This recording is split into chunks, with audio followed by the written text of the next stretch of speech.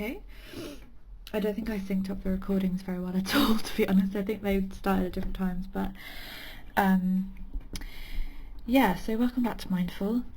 This is, oh god, what episode are we on now? I have no idea what episode we're on. This is episode blah blah, I don't remember. I'm not going to be joined with anyone in particular today, just me, because I kind of wanted to do a filler episode. I've got a few people that I want to bring on and interview, probably more like next month or maybe October time when term starts again, because it's people at uni, so I will be doing that.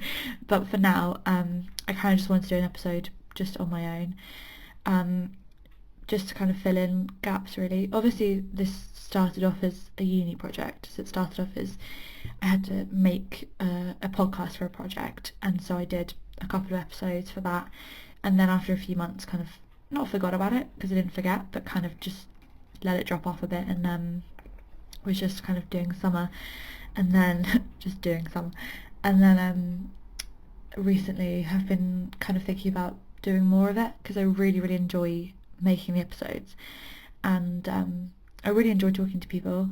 Obviously in this episode I'm not talking to anyone, I'm talking to a microphone, but I really enjoy the process of planning an episode and kind of thinking about questions, and then sitting and talking to someone and really kind of getting into what's going on in their mind and their history of mental health and things like this. I don't want this to fully be a mental health podcast, because I feel like it could be a lot more, and I feel like maybe it's a bit reductive to just make it one thing, one topic, when it could be a lot more.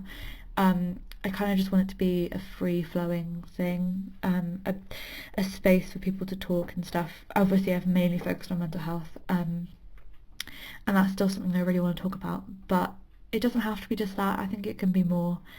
But I've been thinking a lot recently, so I'm about to go into my third year of uni, my final year of uni, which is really weird.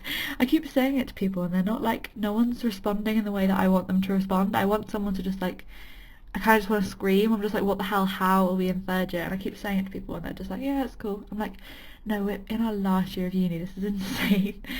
But I've been thinking about it a lot recently, because I went to uni a year later than most people in my year group, so everyone who I grew up with in my year most people have graduated now, and there's a few people who went a year later who are graduating next year.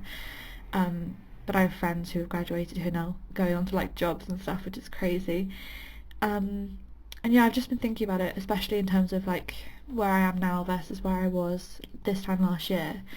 So I failed a few, I think it was half of my modules or a few modules in first year, and I then redid them all in the summer last year, so the summer after first year, and it was a really tough summer. I think I kind of blanked it a bit when I was going through it, just not really thinking how big of a deal it was, but it was actually a really tough summer. I had 2 full-time jobs at different times, and I was doing those jobs on top of having to redo basically half of my first year, because I was in a terrible headspace in first year. So I redid all my modules. I ended up doing really well, which is great, and then got into second year, and second year's just been kind of a whirlwind. It's been so good, it's been really good, but it's been really stressful at the same time.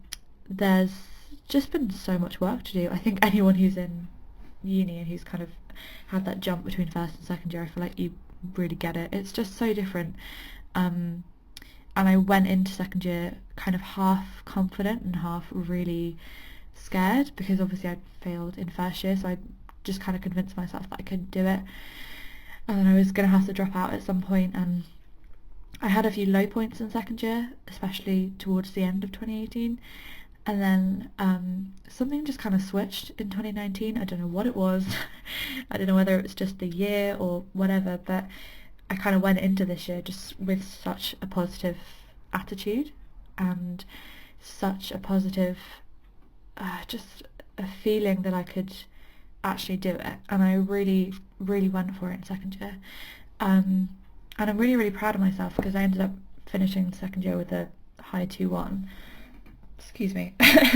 And yeah, and I'm really proud of myself for doing that. And then looking at where I am now versus obviously this time last year, It's just so different, and I'm really, really happy because I genuinely didn't think I was going to make it to second year. I thought, well, if I failed, I'm going to redo these things and then I'm going to fail again and I'm not going to make it to second year.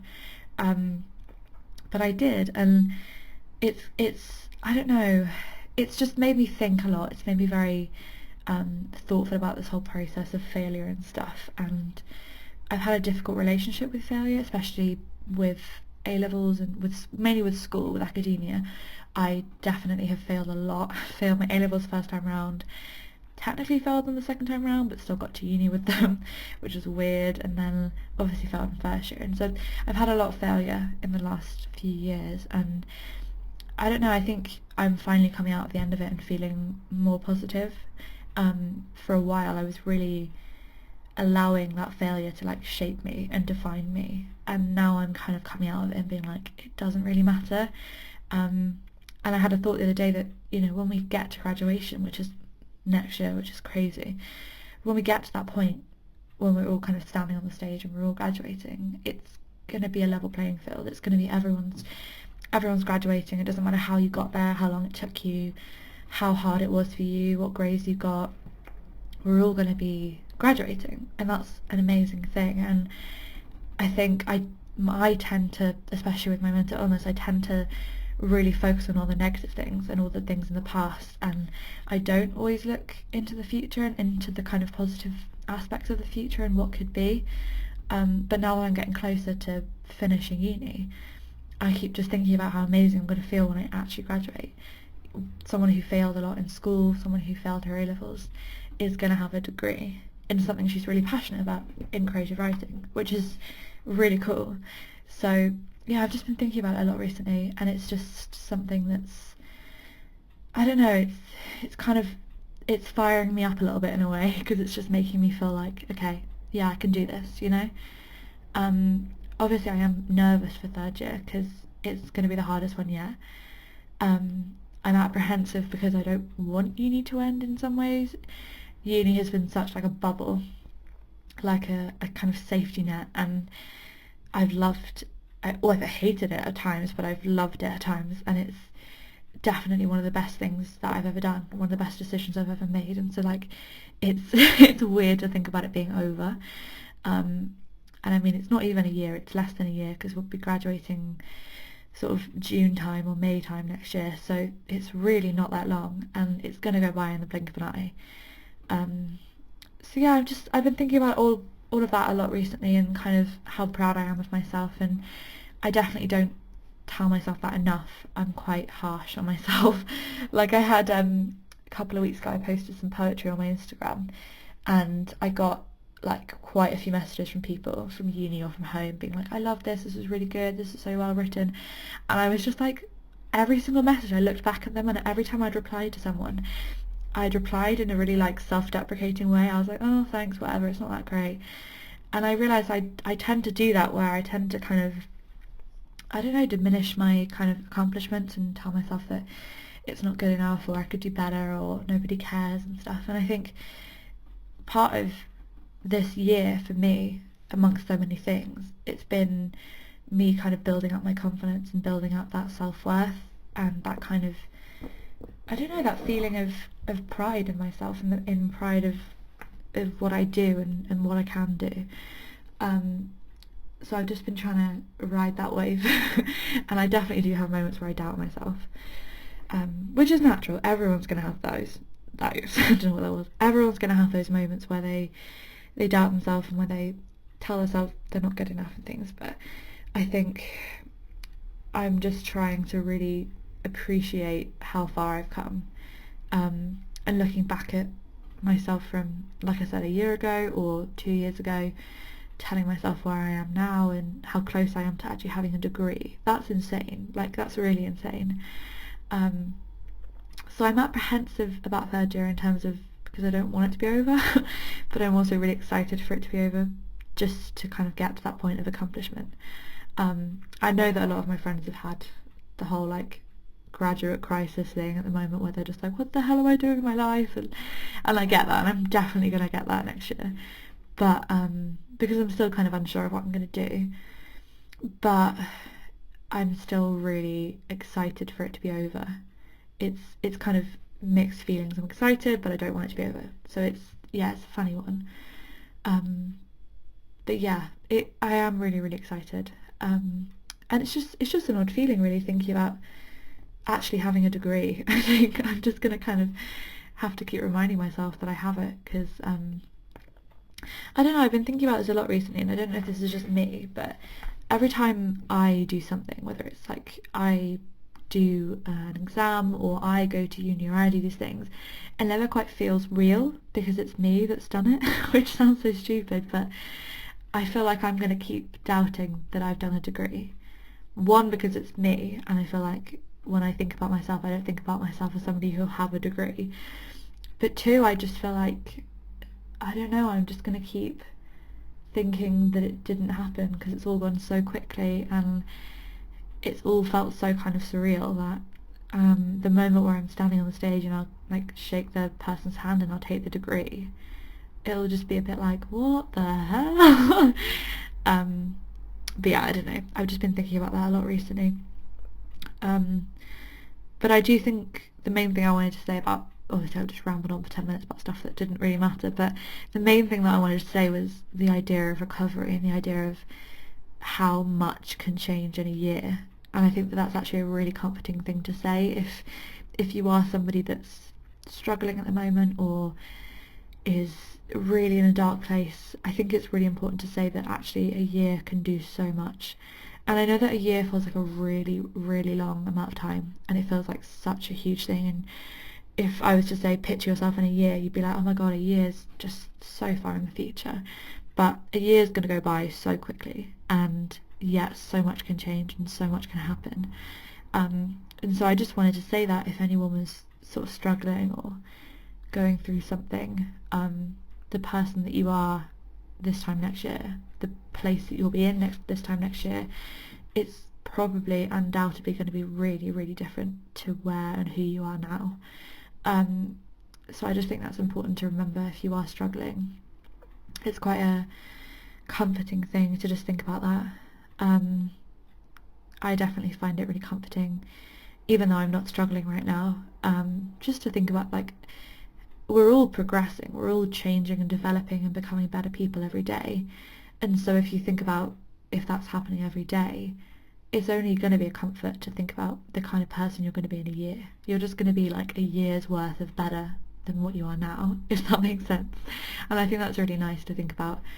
But no, it's interesting to think about how kind of stable I am right now, because it has been a difficult few years, especially like I don't know, the last 5 years. I'm 21 now, and I am stable mostly. Obviously I'm a bit of a mess a lot of the time, but that's just going to be my personality.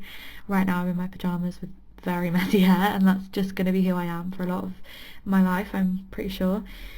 But to think about how stable and solid I am now compared to even last year or the year before, I'm slowly getting better.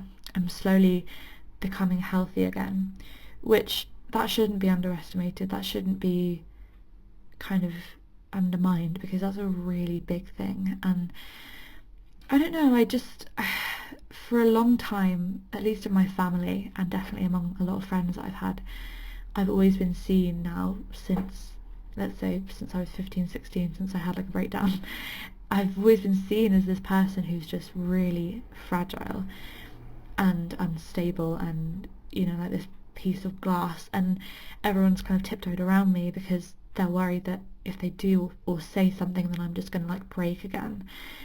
And it's been really tough being that person, because I've had times where I've just wanted to scream. I've just wanted to be like, stop tiptoeing around me, like I'm fine. But for so long, I think people saw my identity and saw who I am and who I was as somebody who is mentally ill, as the word depression or as the word anxiety. And I don't blame anyone for seeing me like that, because I mean, if I was to see me, I would probably say the same things, because I was not well. But it is frustrating, because there are still people in my life and still people in my family who don't see me as anything but that person. And like I said, I've developed and changed so much, and I am not that person anymore. I'm not that anxious, depressed 16, 17-year-old. You know, I'm not the broken person that I was. I'm a lot more strong now. And I definitely still have my moments. I definitely still have weeks or days where I'm not good. But it's different now. I have ways of handling it now. I have ways of understanding it. I know when I'm not feeling good, and I know what to do to make myself feel better. So it's not this big deal anymore, you know. It's under control. And I don't want to jinx it, because maybe in a year's time, maybe in 2 years' time, I might go through another really bad patch. But for now, I am really stable and I am really healthy. And I have a really healthy outlook on my own mental health and on other people's mental health. And that's partly why I knew that I was ready to do this podcast, because I thought, well, I'm finally at a stage where I can be there for other people as well as myself. And I'm finally at a stage where I have both kind of selflessness and selfishness in me. Recently, one of my best friends, Kirsty, came and stayed with me, which was so much fun. She came and stayed in Bath for a few days, and we had some chats about like mental health and stuff. And she said, as long as you're not like what you were doing in sixth form, where you were looking after everyone else but you weren't looking after yourself. And I was like, no, it's not like that anymore, because back then I used to deflect how I was feeling, and kind of avoid it, because it was easier than admitting how I was feeling. And a way of deflecting and avoiding that was making sure other people were okay. So I would, you know, help my friends who were going through stuff, and I would be like a counsellor for them, and I would talk to them and listen to them and help them. And it was a way of ignoring how I was feeling. And so it's not the same anymore with that. And I know that she was kind of concerned about that, and she didn't want me to be focusing too much on other people. But I think now I've got a really healthy blend of you know, looking after myself and understanding what I need and what I feel and what's healthy, and the boundaries with myself, and then also looking after other people when I can. You know, and I've always loved helping other people, talking to other people. I think it's one of the things I'm most good at, and it's always going to be one of the things that I most enjoy in life. And so I don't want to compromise that. So I think now I've got that blend of looking after myself and looking after other people. And if for some reason I feel like it's getting too much, I'm able to stop now. I'm able to tell myself that I should stop. If I was, I don't know, giving a friend advice and really kind of getting into their emotions, and then it got too much for me, excuse me, I would definitely say that. I would say, look, I'm not comfortable with this. I need to kind of pull myself back. I need to go home and be on my own for a bit, or I need to be with myself for a bit. I would say that, because I have the confidence to say that now. And I don't go into these things half-heartedly or without thinking. I go into these things with friends and family. When I talk to them and give them advice, I do it because I want to, and I do it because I know that I can. So it's not the same anymore, and I feel like I'm finally at a place where it's healthy, and that is one of the reasons I wanted to do this. Obviously, like I said, it was a uni project, but it was a really exciting thing that I thought of. I thought, God, this could be so much fun. You know, I can not only talk about my own mental health, but I can talk about other people's, and I can balance it, and I can learn from people, which I love doing. I can listen to people talk, and I can, you know, over these episodes I've learned from people about their experiences, and it's been really insightful. But I can also talk about myself and learn about myself, and I can express myself and be open and honest, and I can communicate, and I can do all these things. And I personally just thought of it as a really healthy thing that I could start doing, and I still think it's a really healthy thing. Obviously, if it started to get unhealthy, or if it started to be bad for me, I would stop.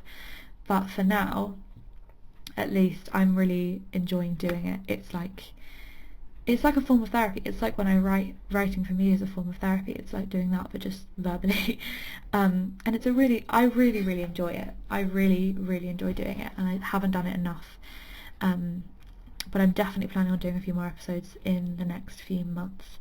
Obviously it's going to be difficult with last year of uni, because I'm going to have a lot of work to do, but I want to do this. It's a fun hobby on the side, and even if I don't have guests to talk to, I will talk to myself like I'm doing today, because it's fun and it's interesting and it's therapeutic and I like doing it.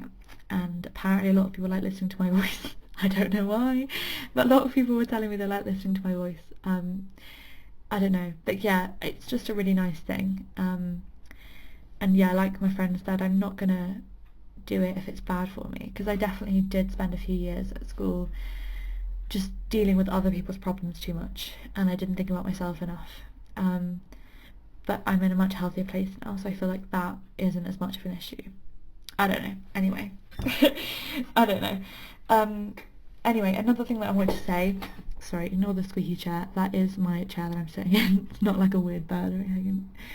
Another thing I wanted to say is that I've gotten the podcast on YouTube now, which is really cool. So it's still going to be going up onto SoundCloud, which then puts it onto iTunes, so it should still be on iTunes and SoundCloud. But, oh, my laptop just died.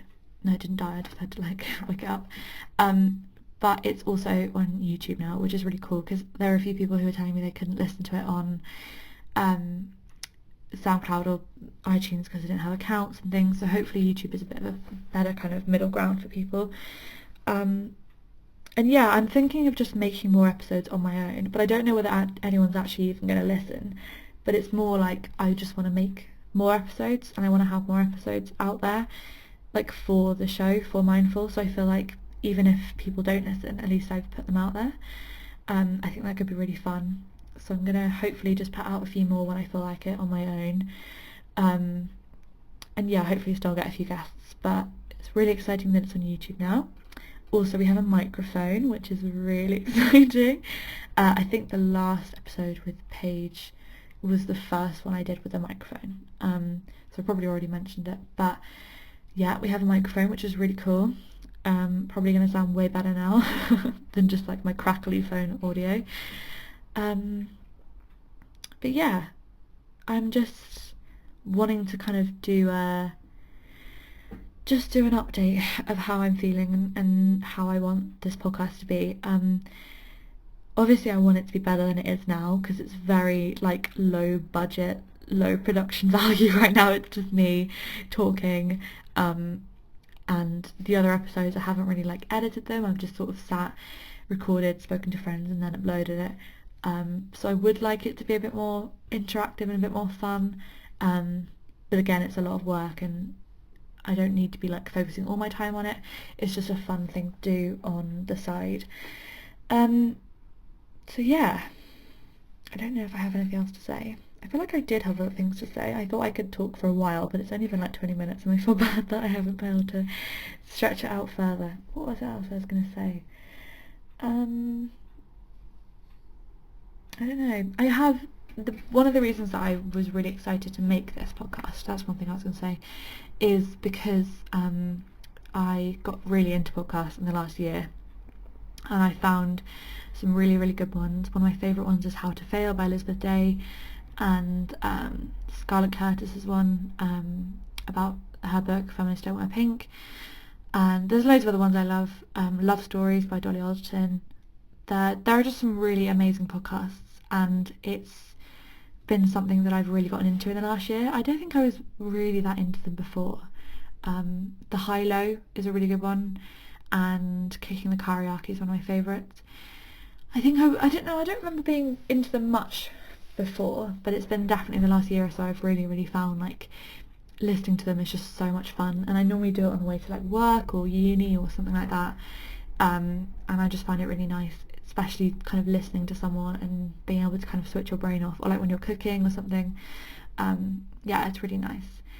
So yeah, I think that's one of the reasons I was really excited to do one, was just because it's really fun and it's really easy way of just talking, and I don't know, I love writing. Writing's one of my favourite things to do. Obviously I'm doing a degree in it, but sometimes with writing I get really like drained of creativity. I kind of just don't have anything left, and this summer I've tried to be creative, but I haven't been writing as much as I want to. I've been reading a lot, I've been listening to things, I've been absorbing a lot of stuff, but I haven't really been able to like do much. I've written a few poems and I've written a few things kind of privately, and I've been working on a few scripts and things, but nothing like too intense or nothing too big. I think just because I haven't felt that kind of creativity, and that's one reason that I do struggle with writing sometimes, is that it's such a like it really takes from you, because you really have to give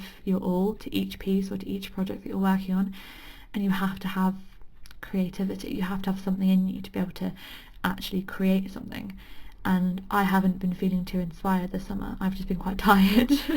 So I've just kind of been resting and relaxing and having fun, and that's really good, and I've had a great summer, so I'm not regretting it. But it's the reason why I haven't been creating as much as I probably would at other times.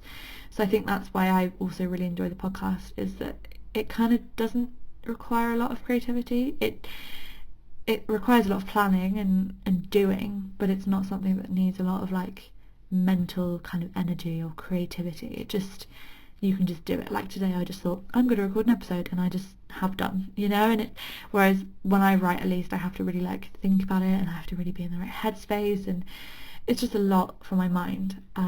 So I think that's one of the things with writing that I've been struggling with, and so it's nice to be able to have this podcast to just talk and not have to like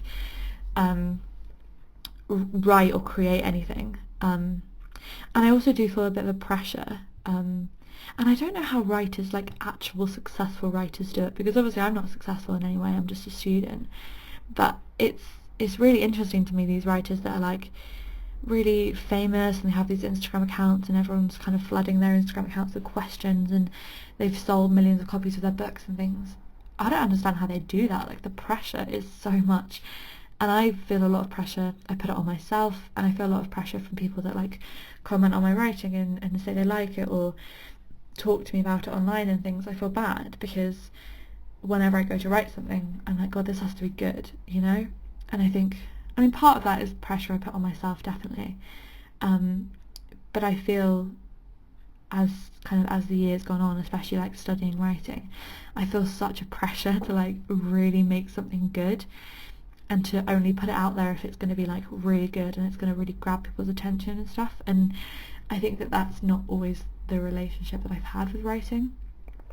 Like when I was younger, I just wrote. I didn't think about anything. I didn't feel the need to share it with anyone. I just wrote it. And now, because I'm like obviously studying it and I'm near the end of my degree and having to workshop everything and sharing things online and stuff, there's much more of a pressure for it to be like good and for it to be like neat and structured and interesting and thought-provoking and well written, and I think that's what's put me off writing a bit this summer, just the pressure. But I do think that is pressure I'm putting on myself, definitely. So I don't know why I'm really complaining, because I am doing it to myself ultimately. But yeah, that's just something I've been thinking about recently. So that's why the podcast has felt a bit more welcoming than writing, because it's just, at the end of the day, no one's really listening to this. Like, a few people are maybe, but it's mainly just an excuse for me to talk, and I don't have to really think about it. Like, I haven't really thought about anything that I've said today. I've just kind of rambled, but it's been nice. That's why I like it. So yeah, I don't know, that's just something I've been thinking about recently. But I always want to create. Like, I have this like urge to create stuff. Like, it's like an itch under my skin and it's so annoying, because I'll have like weeks and months of just wanting to create, but then I also don't feel creative, and it's so annoying. I'm just like, oh, all I want to do is write and write these amazing things, and then I go to write them and I can't write them. So it's this cycle of feeling like, all I want to do is write and I can't. But for me, I feel like I trust when my brain is creative and when it's not. And I feel like this summer it's not been creative because I've just needed to relax and needed to have a break. And I've just been doing a lot of reading and trying out new authors, reading lots of interesting books, listening to lots of interesting podcasts, watching things, and just trying to absorb a lot of creativity. And then I might get back to term time sort of next month and feel a bit more recharged and a bit more ready to actually create things, because I've been I've been like recharging my batteries, so now I can like go on and do these things. I think that's probably what's going to happen. I trust that my body knows when it's not going to be creative and when it is, so I'm letting it just do its thing, and hopefully soon I will be creative. It's not like I haven't been creative at all. I have done some things, and I have had a lot of ideas. They're just not like mounting to anything, but the ideas are still there, so that's something. I had a really funny idea about a script.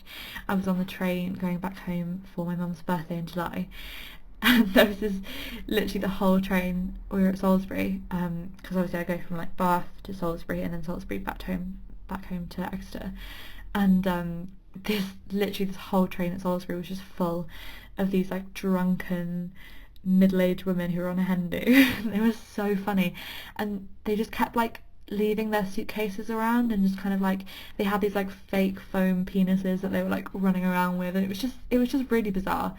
But all the way home, like, I was just thinking about how funny it would be to make a film about like a bunch of women on a hen do, and they go on a train, and then one of them gets like bitten on the train by like a zombie, and then they like go to this hen do, and then it's like funny like zombie apocalypse thing. And I kept thinking about that, and that's definitely an idea I have in my head. I have like a whole notes page of ideas. They just haven't become anything yet. I'm sure that a lot of people can relate to that, but yeah, I'm just trying to, I don't know, be creative when I can, but I'm not like forcing myself. I'm not like draining myself to create something, because there's no point doing that. It's just tiring and there's no need for it. So yeah, that's me. I don't know if I have any more updates, but I haven't done much this summer, but I've really enjoyed myself, because like I said, last summer I was working and I was doing my retakes, and I didn't have any time for myself, and I was really exhausted. So it's nice to kind of have this time to just not really be doing anything.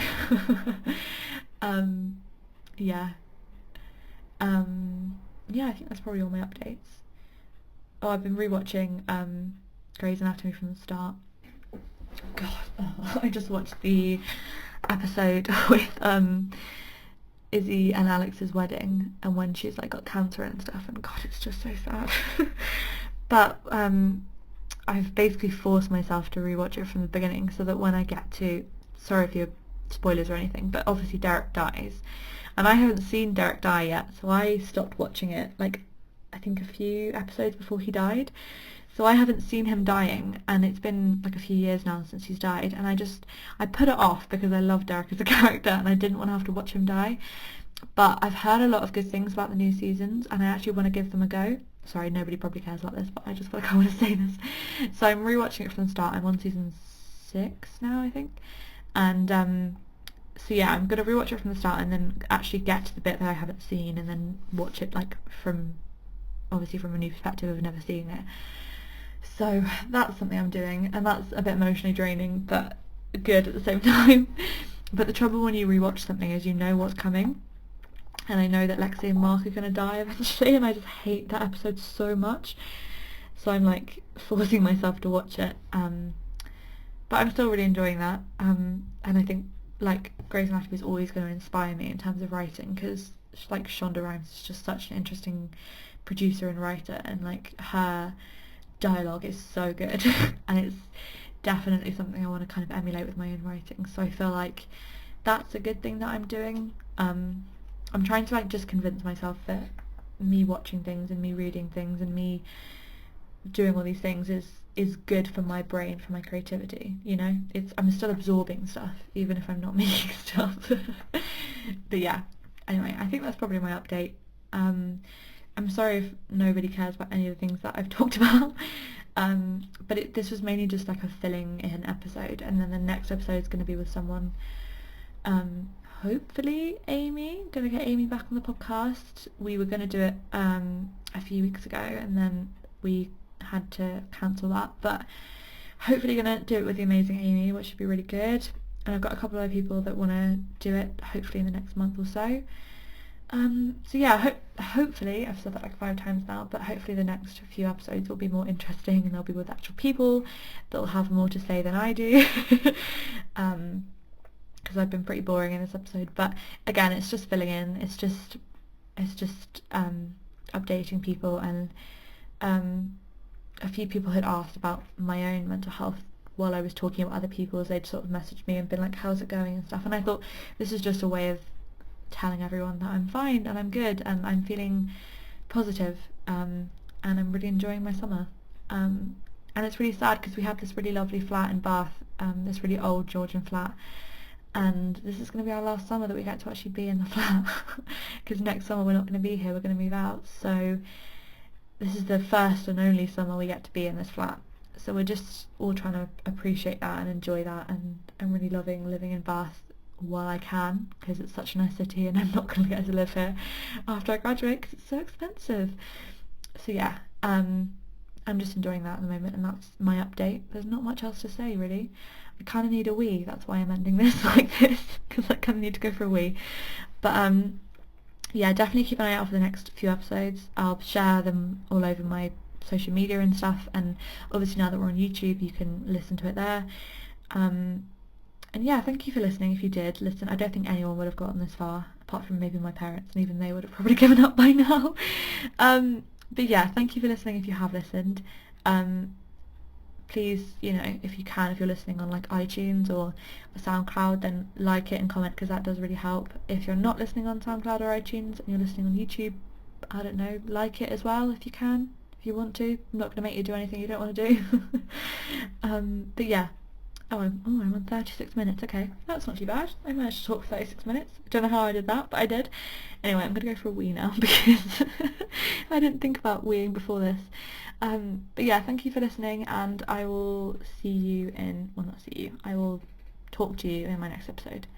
Bye. Bye bye.